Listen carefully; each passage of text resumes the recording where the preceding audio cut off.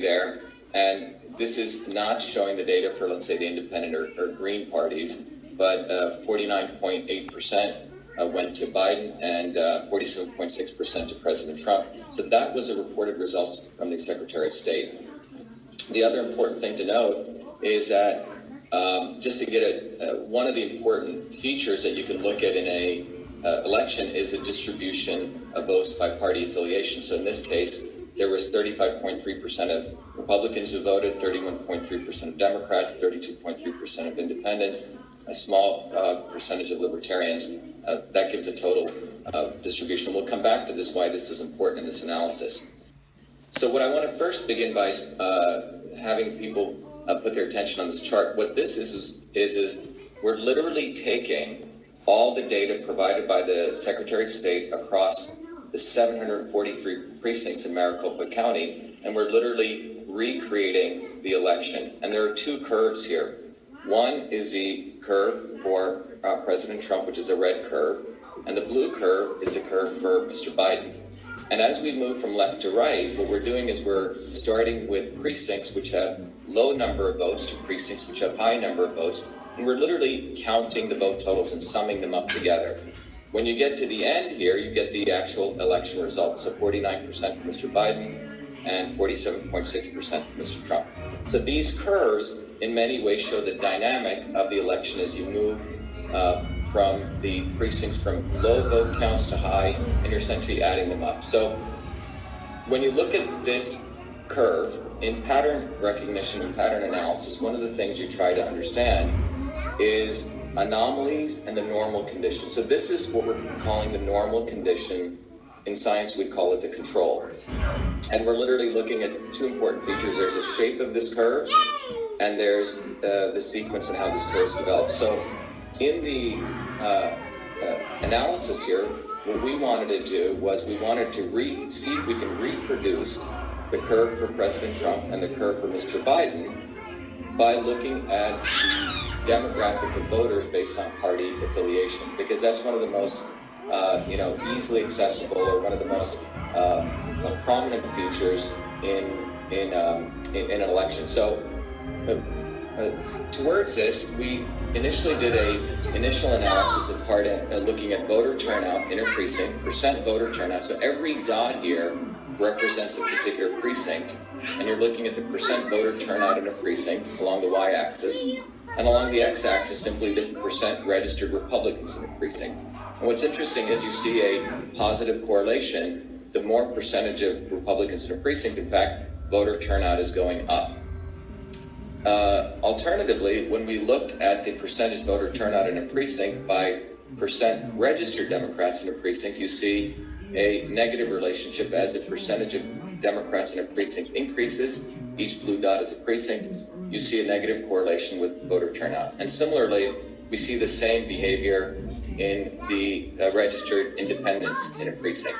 Voter turnout, you see the negative correlation. So in summary, for Republicans, where the percent turnout positively correlates with percentage registered Republicans in a precincts, for Democrats and independents, the percent turnout negatively correlates with percent registered Democrats and percent registered independents in precincts. So that's just giving you the feature of what was taking place in Maricopa County. Now, getting back to this, we have the capability, the computer affords us the opportunity to do what we call scenario testing. What are the potential scenarios of distribution of Republicans, Democrats, Independents, Libertarians, and Greens, that if you were to look at the potential infinite possibility spaces, we haven't done all of them, but in the time that we have, what are the percentages of distributions of voters that would give rise to produce President Trump's curve here?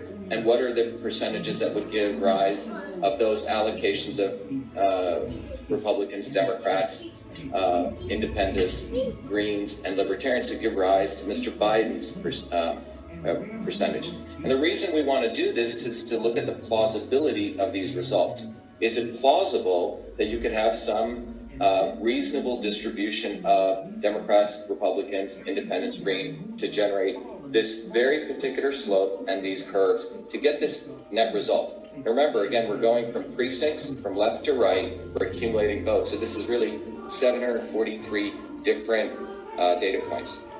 So what we first did, just to give you an idea, this is one of the potential scenarios where we're looking at, in the case of Democrats, we're looking at a split of votes between Mr. Biden and Trump of 20% to 80%, of Republicans between 80% to 20%, and of the independents 70-30, libertarians 0-100, and green 100 zeros. This is one of the computer simulations. Like this, a computer can do far better than I can do sitting here. And what you see is the green line is trying to match Mr. Biden's blue line, and you can see it's way off.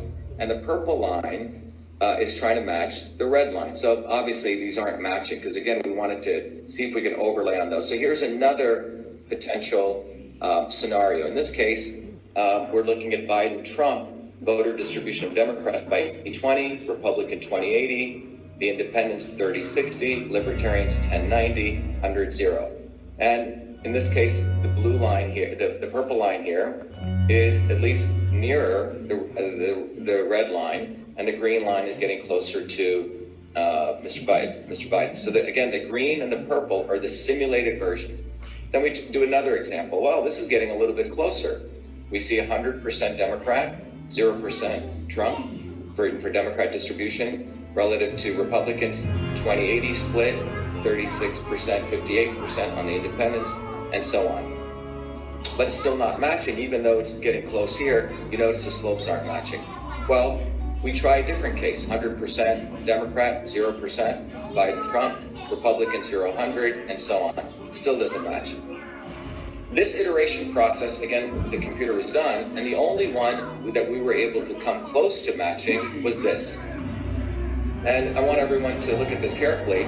So out of all the potential universe, which we've done, and we're going to continue doing this, by no means is this done, we find that the interesting possibility we find here is when the Democrat percentage is 130% Mr. Biden and negative 30% Mr. Trump, and the Republican percentage is 0-100, the independent is 30%, 58%, libertarian 0-60, 60-0.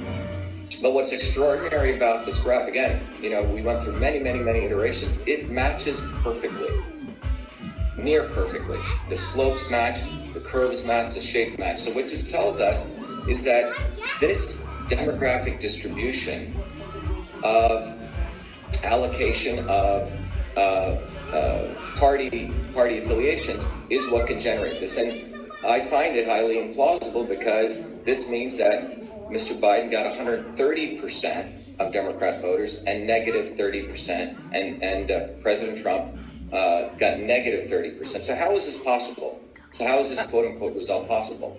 Well, one possibility could be there's a demographic within the independent voters, which is this group here, okay, this 58%, not visible in our model, who voted for Biden. Again, we would need to get more access to data, which is, by the way, very difficult to get access to. Another possibility is that Mr.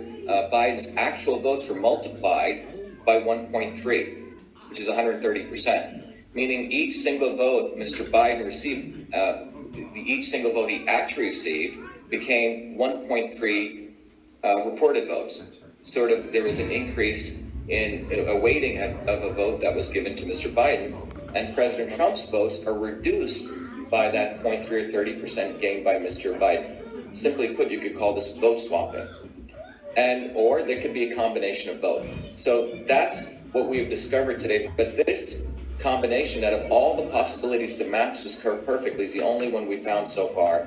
And the demographic distribution that it asserts seems highly implausible. But again, we need to do more research. One is, again, as I mentioned, that there could be certain groups of independent voters that are not visible in the model, or it could be vote swapping, or all three. And I'll end on that note. All right.